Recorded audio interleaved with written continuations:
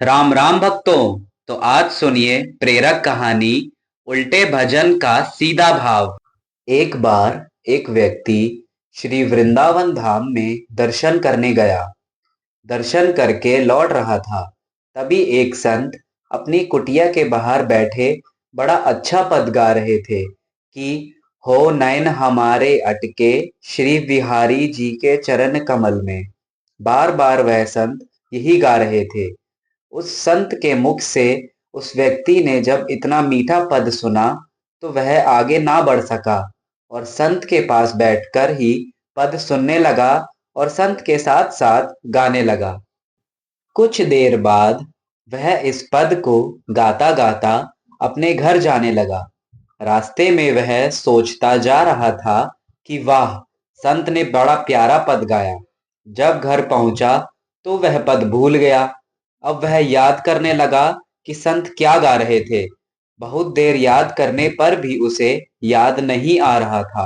फिर कुछ देर बाद उसने गाया, हो नयन बिहारी जी के अटके हमारे चरण कमल में। इस प्रकार वह अनजाने में ही उल्टा गाने लगा।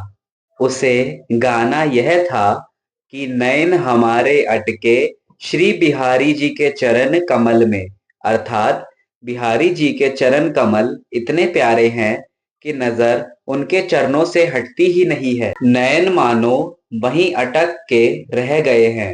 पर वह गा रहा था कि बिहारी जी के नयन हमारे चरणों में अटक गए हैं। अब वह पंक्ति उसे इतनी अच्छी लगी कि वह बार बार बस यही पंक्ति गाए जा रहा था।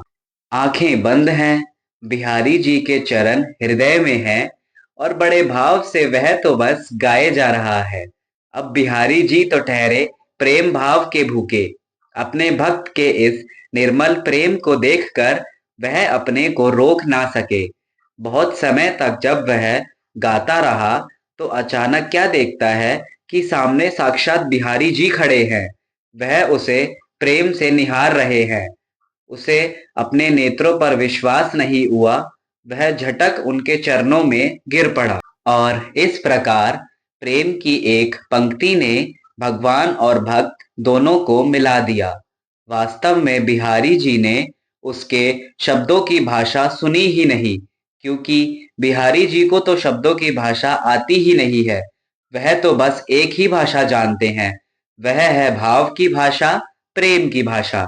भले ही उस भक्त ने उल्टा गाया, पर बिहारी जी ने उसके भाव देखे कि वास्तव में यह गाना तो सही चाहता है, परंतु शब्द उल्टे हो गए। शब्द उल्टे हुए तो क्या हुआ, उसके भाव तो कितने निर्मल हैं और यही निर्मल भाव बिहारी जी को वहां तक खींच कर ले गए। जय जय श्री राधे श्याम।